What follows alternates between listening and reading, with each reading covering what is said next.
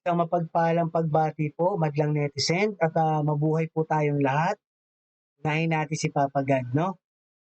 Balitang panonoorin natin galing sa News 5 Everywhere. At kung bago po kayo dito sa ating channel, at sana po paki-subscribe po at paki-hit na rin yung notification bell para whenever nagagawa tayo ng mga ganitong balita, reaction balita, ma-notify po kayo at maraming salamat po, no? Ito po ang sabi, no? Si Santiago alias Picoy at si Jonathan Morales, eh, na cite in contempt, no? Kulong sila parehas, no? So, halina't panoorin natin at ito po siya, madlang netset. Tumaas ang boses ni Senador Ronald De La Rosa sa pagdinig kanina ng Senado. Ipinakontempt niya ang isang PIDEA agent at isang resource person kaugnay ng PIDEA leaks.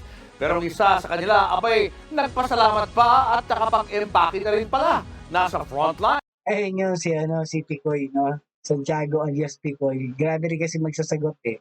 At saka yan, medyo meron tayong binlag at sinundan lang natin ngayon para mas malinaw lang yung unang vlog ngayon. Kasi parang sa mga hindi nakakapanood, syempre medyo wala silang alam kung ano ba yung nangyari, no? Kasi yan PDEA link yan sa nakaraan yan, pang-apat na pandinig niya sa Senado, no?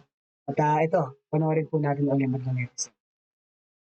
Ay, ng balitang yan si Ria Fernandez. Pinasakay mo siya kasi gusto mo. Mainit na naman ang tagpo sa ika-4 na pagdinig ng Senado tungkol sa PIDEA leaks. Nagkasagutan ng chairman ng Committee on Public Order and Dangerous Drugs na si Senator Ronald Bato de la Rosa at ang resource person na si Eric Picoy Santiago. Si Picoy ang naka-loudspeaker sa viral video na nagbabalang papatayin daw si Jonathan Morales dahil sa paglantad sa naunsyaming 2012. Ayan yun, no, yung vlog ko, nasusundan ko, i-upload ko to. Yung nagsasalita na to na katabi, ito si, naka-strike, si Jonathan Morales sa bahay niya, may CCTV dyan. At ito, bumisita sa kanya tong kaibigan niya. Nakalimutan ko yung pangalan nito, no? So, kinausap siya ni Santiago alias Picoy nga, yung cite in contempt na binlog ko, tsaka nandyan ngayon. Siya yung nasa telepono, no? Hindi niya alam na may CCTV at naka-video yan. Siyempre, may record na voice record dun sa CCTV na ngayon dahil mga high-tech yung CCTV dati, unlike dati. At hindi niya alam na naka-speakerphone siya dito kay Morales na hindi niya alam na nandyan siya. Nandito yung kausap niya. Parang na-set up din siya nito no? Kaya ngayon, puro palusot siya dun sa Senado hanggang sa, ayun nga, kinulong siya kasi nagsisinungaling. Drug surveillance and operation umano laban kina Pangulong Bongbong Marcos, Maricel Soriano at iba pang personalidad. Pero pinanindigan ni Picoy na kathang-isip lang ang mga sinabi niya kay Morales sa viral video. Dito uminit ang ulo ni De La Rosa. Naniwala ka ba? Maniniwala yung tao sa'yo? Nung sa video na yon? Na manloko ka lang? Depende po, sir, yan sa taong nakikinig, sir. Ang akin po... You are lying! Come again, sir? You are lying! Bastos pa sumagot no? Depende yan sa taong nakikinig, sir. Parang kausap niya sa kanto lang, no? Nasa Senado ka at kahit din si Senator Bato, may pinag-aralan yan. Mataas din ang degree niyan at saka talagang matalino rin yan kasi scholar din yan no? Tapos ganyan lang yung mga salita mo dyan, wala ka. Opinion yan, sir. Sa akin po naman ay totoo lang. Kasunod ng taasan ng boses, ipinakontempt na si Picoy. As chairman of this committee, I'm going to cite you in contempt for lying. Any objection? Hearing none. I'm ready for You are that, sir. cited in contempt. Thank you, sir. Thank you, sir. Salamat po, sir. May dala na po akong bag, sir. Hindi mo alam, nagpapatawa no? Nagpasalamat pa. At may dala na siyang bag, naka-ready na. Kaya talaga to si Picoy, no? Kunin mo na yung bag. Bukod kay Picoy, pinasight in contempt din si Morales dahil sa umano'y pagsisinungaling sa kanyang personal data sheet na isinumite niya sa Ito matindi rin 'to, si Jonathan Morales, pero mabigat na yung ebidensyang pinakita niya, 'no? May video, may voice record at, yun nga si Picoy ang kausap na pinatatahimik siya na sinasabi, merong nag-uutos kay Picoy na pinanindigan na nung Picoy na, katang-isip lang daw niya na yun. Siyempre malaking dawit yun, huli yun, videos, voice record yun, 'Di ba wala na sanang kaugalian kung talagang tututukan pa 'to ng matindi, talagang malalaman kung sino yung nag-uutos na yun at, malalaking tao yung nasa likod na matutukoy talaga dapat natin kung itutuloy 'tong, pandinig na 'to. Ang masakit, itong naglalabas ng, akusasyon, si Jonathan Morales na ayun nga, pinapapatay nga daw siya or parang inaanuhan siya, binabayaran para manahimik 'no, yung kanyang katahimikan 'no. So ayan, lumala ng lumala pero mabigat na hawak nito yung videos na yun, Kung bakit kaya ngayon, siya pa yung mako-contempt 'no, panoorin natin madlang netizens 'no, kasi magulo rin talaga yung mga paliwanag nito ni Jonathan Morales. PIDEA noong 2009. Sa naturang dokumento na certified true copy, itinanggi ni Morales na sinibak siya noong 1994 sa PNP service. Ayaw namang aminin ni Morales ang dokumento kahit sulat kamay niya na ito. You mean to say you are denying what is written here in the PDS? That you have signed it? Handwritten mo? Di ba? Sandali. Handwriting mo to. Hindi ko po alam, Your Honor.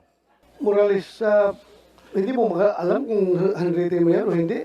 Your Honor, kaya nga po gusto ko pong makita yung original, Your Honor. Kaya ganyan yung mga sagot ni Jonathan Morales. Kasi unang hearing pa lang, banas na siya dito kay Senator Jinggoy Estrada. Kasi nga kung gawin paano rin magtanong si Senator Jinggoy, direkta rin. At talagang parang feeling niya, inaakusahan na siya, samantalang dinidinig pa lang naman sa Senado yung kaso or parang magiging kaso, no? So, parang dun siya nainis at ayun nga, parang nagkakapersonalan sila, no? Pero kay Senator Jinggoy Estrada naman, siya yung nagpa-cite in contempt dyan no? Dito kay Jonathan Morales.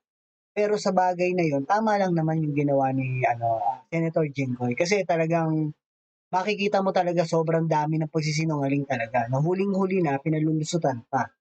So hindi pwede yun kasi nakapanumpa ka dyan, naka-oath taking ka dyan, no? Once na magsinungaling ka, makukulong ka talaga. Patuloy po natin madlang netizen.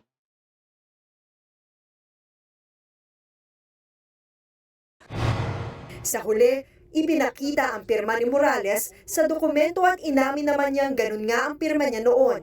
Pero bago na raw ang itsura ng pirma niya ngayon. Humarap din sa pagdinig ang dating Executive Secretary na si Paquito Ochoa Jr. Siya naman ang itinuturong pumigil sa drug surveillance and operation noong 2012. During your time as the Executive Secretary that did the information regarding the alleged involvement of Ms. Maricel Soriano and Bongbong Marcos and other high-profile cohorts reach your office? No, sir. Inamin din ni Ochoa na nakasama niya noon sa isang law firm si First Lady Liza Araneta Marcos. Kabilang sa inimbitahan sa pagdinig ang negosyanteng si James Kumar na sinasabing kinausap daw ni First Lady Liza para iparating kay Morales na huwag dumalo sa pagdinig ng Senado. Dapat yung James Kumar na yun, talagang dapat nakuha yung salaysay niya, no?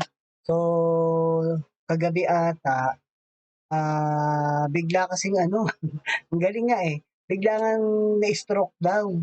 So, hindi natin alam kung totoo o hindi, pero willing yung attorney nung James Kumar na ipasuri sa Senado kasi may mga medical sila diyan, mga doctors yan, no? Kung talagang totoo yung sinasabi na na-stroke kasi may mga certificate na ipapakita.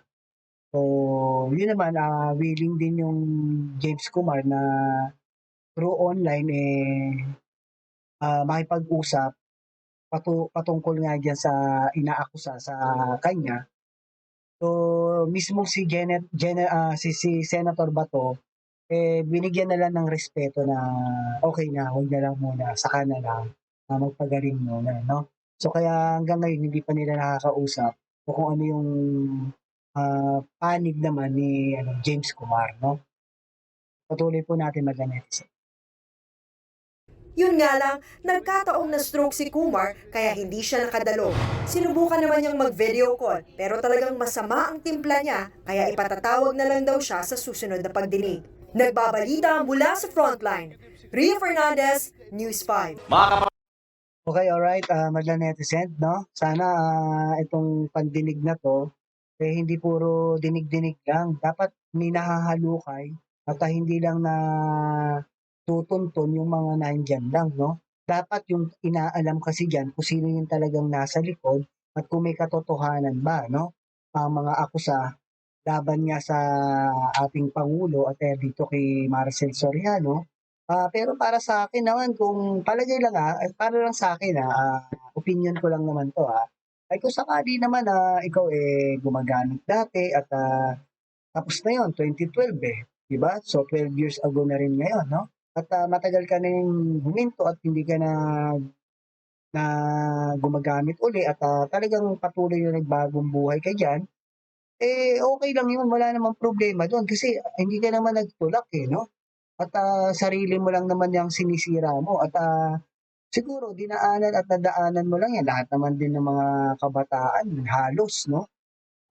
Mas maganda nga yan at magiging mas matatag ang pagkatao mo, no? Magiging mas matibay at mas malawak ka pagka medyo nakaka-experience ka ng mga ganyan, di ba? Hindi ka mangmang, kumbaga. So, okay lang naman yun. Wala namang problema dun, no? So, lahat naman din ng mga celebrity, mga opisyal, lahat yan na dinaanan nila yung mga ganyang pagtikim, di ba? Pero kung until now, gumagamit ka, tapos nasa posisyon ka, mali yun, no? Pero kung talagang dati yun, napatunayan, at matagal na rin naman na hindi ka gumagamit at okay ka na, so walang problema dun, no? Para sa aking opinion lang, no?